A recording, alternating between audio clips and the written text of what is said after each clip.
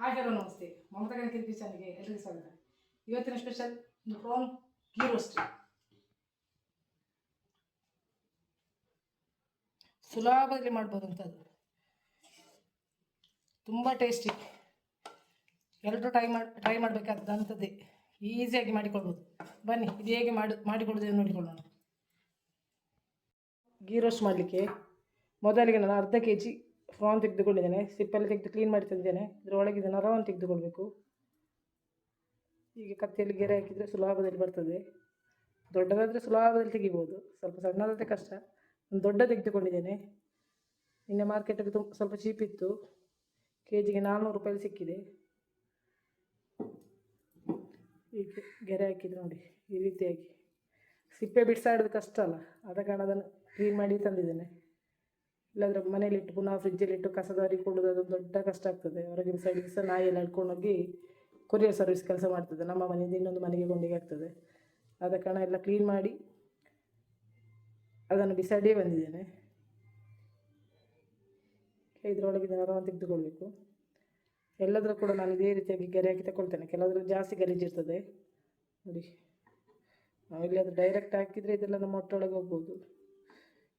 ತುಂಬ ಗಲೀಜಿದೆ, ಕೆಲವು ಸರಿಯಾಗಿದೆ. ಎಲ್ಲವನ್ನು ಕೂಡ ಇದೇ ರೀತಿ ಕ್ಲೀನ್ ಮಾಡಿಕೊಳ್ತೇನೆ. ಪ್ರಾನ್ ಗ್ರೀನ್ ರೋಸ್ಟ್ ಈಗ ತುಂಬ ಫೇಮಸ್. ಈಗ ಎಲ್ಲ ಮಕ್ಕಳಿಗೆ ತುಳುನಾಡು ಸ್ಪೆಷಲ್ ರೆಸಿಪಿಯಲ್ಲೇ ಒಂದು ಪ್ರಾನ್ ಗೀ ರೋಸ್ಟ್ ಆಗಿದೆ. ಎಲ್ಲ ಮಕ್ಕಳಿಗೆ ಸಹ ಈಗ ಪ್ರಾನ್ ಕಂಡ ಕೂಡಲೇ ಗೀ ರೋಸ್ಟ್ ಮಾಡಿ ಇಡೀ ಬರ್ತದೆ. ಆದ ಕಾರಣ ನಾನು ಅರ್ಧ kg ತಗೊಂಡಿದ್ದೇನೆ, ತುಂಬ ತಗೊಳ್ಳಿಲ್ಲ. ½ kg ಹೇಗೆ ಮಾಡೋದು ನೋಡೋಣ. ಈಗ ನಾನು ಪ್ರಾನ್ ಚೆಂದ ಮಾಡಿ ಕ್ಲೀನ್ ಮಾಡಿ ತೊಳೆದು ಸ್ವಲ್ಪ ನೀರೆಲ್ಲ ಡ್ರೈ ಮಾಡಿ ತಂದಿದ್ದೇನೆ. ಈಗ ಇದಕ್ಕೆ ದೊಡ್ಡ ಸ್ಪೂನಲ್ಲಿ ಅರ್ಧ ಸ್ಪೂನು ಮೆಣಸಿನ ಹುಡಿ, ಜಾಸ್ತಿ ಹಾಕಬೇಡಿ, ಅರ್ಧ ಸ್ಪೂನು, ಒಂದು 1/4 ಸ್ಪೂನ್ ಅರಿಶಿನ ಹುಡಿ, ರುಚಿಗೆ ಈ ಪ್ರಾನಿಗೆ ಎಷ್ಟು ಬೇಕು ಅಷ್ಟೇ ಉಪ್ಪು, ಹಾಗೂ ಒಂದು 1/4 ಸ್ಪೂನು ಇದು ಪೆಪ್ಪರ್ ಪೌಡರ್, ಒಳ್ಳೆ ಮೆಣಸಿನ ಹುಡಿ ಹಾಕಿ ಮಿಕ್ಸ್ ಮಾಡಿರ್ತೇನೆ. ನೀರೇನು ಹಾಕೋದು ಬೇಡ, ಮಿಕ್ಸ್ ಮಾಡಿ ಒಂದು 10 ನಿಮಿಷ ಇದು ಹೀಗೆ ಇರಲಿ. ಸರಿ ಮಿಕ್ಸ್ ಮಾಡಿ 10 ನಿಮಿಷ ಇದನ್ನು ಹೀಗೆ ಇಟ್ಕೊಳ್ಳೋಣ. 10 ನಿಮಿಷಗಳ ಕಾಲ ಇದು ಹೀಗೆ ಇರಲಿ. ಈಗ ಅದಕ್ಕೊಂದು ಮಸಾಲೆ ರೆಡಿ ಮಾಡಿಕೊಳ್ಳೋಣ. ಮೊದಲಿಗೆ ಮಸಾಲೆಗೆ ಬೇಕಾದ ಇಂಗ್ರೀಡಿಯೆಂಟ್ ತೋರಿಸ್ತೇನೆ. ಒಂದು 10 ದಾಣ ಮೆಂತ್ಯ ತಗೊಂಡಿದ್ದೇನೆ, ಒಂದು ಚಿಕ್ಕ ತುಂಡು ಹುಳಿ ಟೇಸ್ಟ್ ಇದ್ದಕ್ಕ, ಒಂದು ಅರ್ಧ ಸ್ಪೂನ್ ಒಳ್ಳೆ ಮೆಣಸು, ಒಂದು 1/4 ಸ್ಪೂನ್ ಜೀರಿಗೆ, 1 ಸ್ಪೂನ್ ಕೊತ್ತಂಬರಿ ತಗೊಂಡಿದ್ದೇನೆ, 10 ಬೇಡಗೆ ಮೆಣಸಿ. ನಿಮಗೆ ಖಾರ ಜಾಸ್ತಿ ಬೇಕಿದ್ದರೆ ಕುಮಟ ಹಾಕಿಕೊಳ್ಬೋದು, ಖಾರದ ಹಾಕಿಕೊಳ್ಬೋದು. ಇಲ್ಲ, ನಾನು ತುಂಬ ಖಾರ ಹಾಕೋದಿಲ್ಲ, 10 ಬೇಡಗೆ ಹಾಕಿದೆ. ಖಾರ ಜಾಸ್ತಿ ಇದ್ದವರು ಇದನ್ನು ಜಾಸ್ತಿ ಮಾಡಿಕೊಳ್ಬೋದು, ಅಲ್ಲ ಎಟ್ಟು ಜಾಸ್ತಿ ಇದ್ದರೆ ಅದಕ್ಕೆ ಅನುಗುಣವಾಗಿ ಹಾಕ್ಬೋದು. ಒಂದು 10 ಎಸಳು ಬೆಳ್ಳುಳ್ಳಿ. ಮೊದಲ ಇದನ್ನೆಲ್ಲ ಒಂದು ಡ್ರೈ ರೋಸ್ಟ್ ಮಾಡಬೇಕು. ಹಾಗೂ ಇದಕ್ಕೆ ಒಂದು ಟೇಸ್ಟ್ ಬ್ಯಾಲೆನ್ಸಿಗೆ ಸ್ವಲ್ಪ ಬೆಲ್ಲ, ಒಂದಿಷ್ಟೇ, ತುಂಬ ಬೇಡ, ಸ್ವಲ್ಪ, ಒಂದು ಚಿಕ್ಕ ತುಂಡು ಬೆಲ್ಲ. ಮೊದಲು ಹುಣಸೆ ಹುಳಿ ಬಿಟ್ಟು ಬಾಕಿ ಎಲ್ಲವನ್ನು ಡ್ರೈ ರೋಸ್ಟ್ ಮಾಡಬೇಕು. ಅದರೊಟ್ಟಿಗೆ ಹುಣಸೆ ಹುಳಿಯನ್ನು ಸಹ ಹಾಕಿಕೊಳ್ಬೋದು. ಈಗ ಡ್ರೈ ರೋಸ್ಟ್ ಮಾಡಿಕೊಳ್ಳೋಣ ಬನ್ನಿ. ಮೊದಲಿಗೆ ಮೆಂತ್ಯಕಾಳು ಹಾಕ್ತಾಯಿದ್ದೇನೆ. ಮೆಂತ್ಯ, ಸ್ವಲ್ಪ ಜೀರಿಗೆ, ಬಣ್ಣಲೆ ಬಿಸಿಯಾಗಿದೆ, ಬಿಸಿಯಾದ ಮೇಲೆ ಹಾಕಿದ್ದು, ಹಾಗೂ ಮೆಣಸು, ಇದನ್ನು ಹುರಿದುಕೊಳ್ಳೋಣ.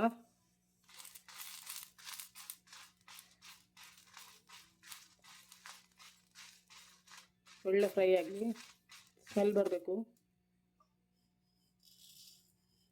ಈಗ 1 ಸ್ಪೂನು ಕೊತ್ತಂಬರಿ ಬೀಜ ತೆಗೆದಿಟ್ಟಂಥ, ದೊಡ್ಡ ಸ್ಪೂನಲ್ಲ, ಮೀಡಿಯಮ್ ಸ್ಪೂನಲ್ಲಿ ಅರ್ಧ kg ಇರೋದು, ಜಾಸ್ತಿ ತಗೊಳ್ಳಿಲ್ಲ.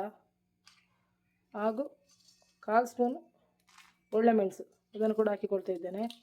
ಎಲ್ಲವನ್ನು ಚೆನ್ನಾಗಿ ಫ್ರೈ ಮಾಡಿಕೊಳ್ಳೋಣ. ಡ್ರೈ ರೋಸ್ಟ್ ಒಂದೊಂದೇ ಹಾಕಿ ಮಾಡ್ಬೋದು, ಸ್ವಲ್ಪ ಆದ ಕಾರಣ ನಾನು ಒಟ್ಟಿಗೆ ಹಾಕಿದ್ದೇನೆ. ಮತ್ತು ಕಬ್ಬಿಣದ ಕಾವಲಿ, ಅದು ಬೇಗ ಬಿಸಿ ಆಗ್ತದೆ, ಆದ ಕಾರಣ ಬೇಗ ರೋಸ್ಟ್ ಆಗ್ತದೆ, ಆದ ಕಾರಣ ಒಟ್ಟಿಗೆ ಹಾಕಿದ್ದೇನೆ.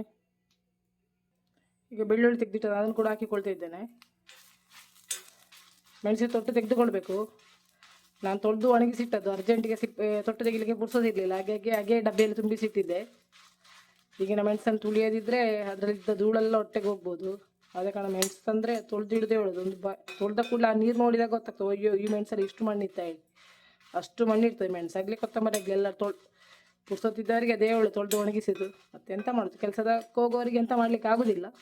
ಆದರೆ ಸಾಧ್ಯ ಆದಷ್ಟು ಮೆಣಸು, ಕೊತ್ತಂಬರಿ, ಜೀರಿಗೆ ಎಲ್ಲ ತಂದರೆ ಈಗ ಒಳ್ಳೆ ಬಿಸಿಲಿದೆ, ತೊಳೆದು ಒಣಗಿಸಿಟ್ಟರೆ ಬೇಗ ಒಣಗ್ತದೆ. 1 ದಿನ 2 ದಿನ ಅಷ್ಟೇ, 1 ದಿನದಲ್ಲೇ ಒಣಗ್ತದೆ. 2ನೇ ದಿನ ಹಾಕಿದರೆ ಒಳ್ಳೆ ಡ್ರೈ ಆಗ್ತದೆ.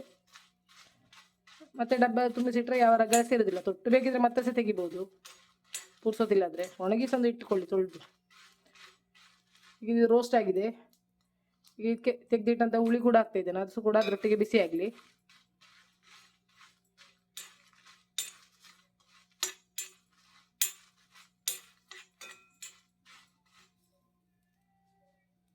ಎಲ್ಲವನ್ನು ಕೂಡ ಫ್ರೈ ಮಾಡಿ ತಗೊಂಡಿದ್ದೇನೆ. ಹಾಗೂ ಒಂದು ಚಿಕ್ಕ ತುಂಡು ಬೆಲ್ಲ ಕೂಡ ಇದಕ್ಕೆ ಹಾಕಿದ್ದೇನೆ. ಫಸ್ಟಿಗೆ ನೈಸಾಗಿ ಹುಡಿ ಮಾಡಬೇಕು, ಮತ್ತು ಸ್ವಲ್ಪ ನೀರು, ಎಷ್ಟು ಗ್ರೈಂಡ್ ಆಗಲಿಕ್ಕೆ ಬೇಕೋ ಅಷ್ಟೇ ನೀರು ಹಾಕಿ ಕಡಿಬೇಕು. ತುಂಬ ನೀರು ಹಾಕಬಾರ್ದು. ಜಾಸ್ತಿ ನೀರು ಹಾಕಿದರೆ ಡ್ರೈ ಆಗೋದಿಲ್ಲ. ಪೌಡರ್ ಮಾಡಿ ಹಾಕಿದರೂ ಆಗ್ತದೆ, ಆದರೆ ನನಗೆ ಗ್ರೈಂಡ್ ಮಾಡಿ ಹಾಕ್ತೇನೆ. ಕೆಲವು ಮಿಕ್ಸಿಯಲ್ಲಿ ಒಳ್ಳೆ ನೈಸ್ ಪುಡಿ ಆಗೋದಿಲ್ಲ. ಆದರೆ ತುಂಬ ಕಮ್ಮಿ, ಎಷ್ಟು ನೀರು ಕಡಿಲಿಕ್ಕೆ ಬೇಕೋ ಅಷ್ಟೇ, ಅದಕ್ಕಿಂತ ಜಾಸ್ತಿ ಯೂಸ್ ಮಾಡಬಾರ್ದು. ಈಗ ಇದು ಹುಡಿ ಆಗಿದೆ, ಇದಕ್ಕೆ ಸ್ವಲ್ಪ ನೀರು ಹಾಕಿ ಕಡಿತೇನೆ ಪುನಃ. ಈಗ ಒಂದು ಕಡಾಯಿ ಒಲೆ ಮೇಲೆ ಇಟ್ಕೊಂಡಿದ್ದೇನೆ. ಗೀ ರೋಸ್ಟ್ ಹೇಳಿದ ಮೇಲೆ ಗೀಯಲ್ಲಿ ಯಾವುದೇ ಕಾಂಪ್ರಮೈಸ್ ಇಲ್ಲ ಹೇಳುವ. ಆದ ಕಾರಣ ಒಂದು 3/4 ಬೌಲ್ನಷ್ಟು ಗೀ ತಗೊಂಡಿದ್ದೇನೆ. ಅಷ್ಟಿಗೆ ಹಾಕಿದೆ, ಇಷ್ಟು ಹಾಕಿದ್ದೇನೆ. ನೋಡುವ, ಮತ್ತು ನೋಡಿಕೊಂಡು ಹಾಕುವ.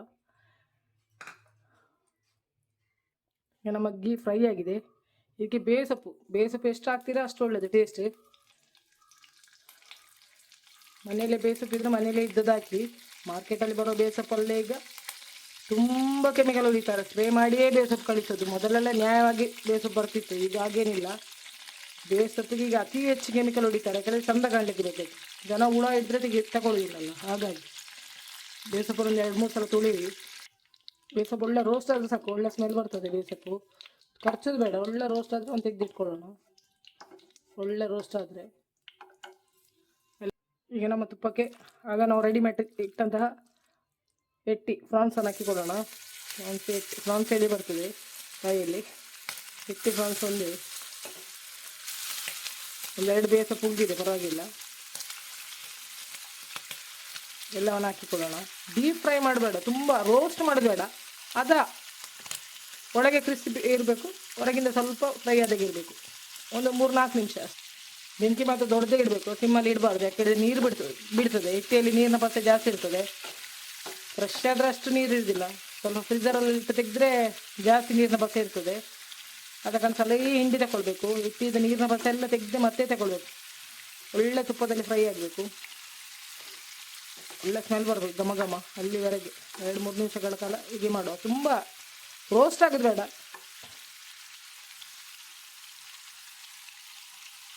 ನೋಡಿ, ಈಗ 3 ನಿಮಿಷ ಕಳೆದಿದೆ.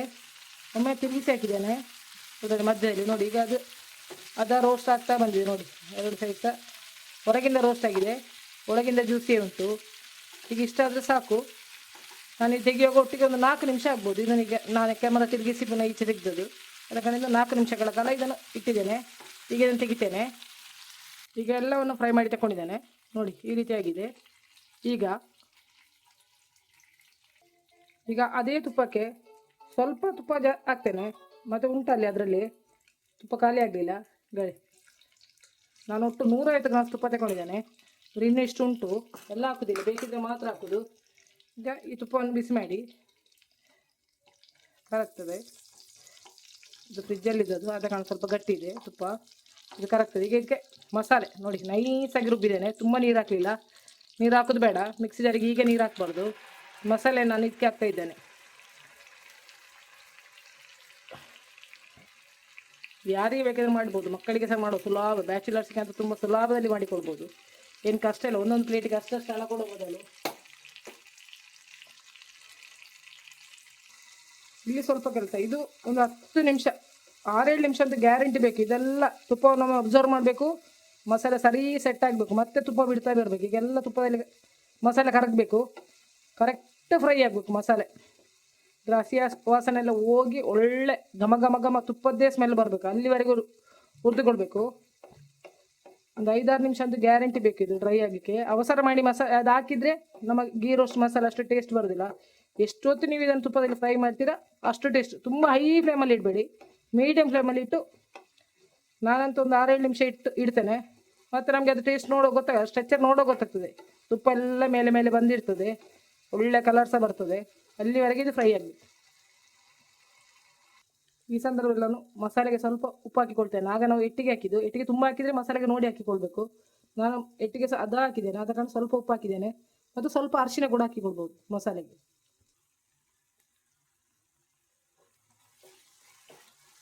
ದೊಡ್ಡ ಬೆಂಕಿಯಲ್ಲಿ ಇಡಬಾರ್ದು, ಅದಾ ಬೆಂಕಿಯಲ್ಲಿ. ಅದೆಲ್ಲ ಡ್ರೈ ಆಗ್ತಾ ಬರ್ತಾ ಉಂಟು, ಚೆಂದ ಡ್ರೈ ಆಗಿ ಎಣ್ಣೆ ಬಿಡ್ತಾ ಬರಬೇಕು.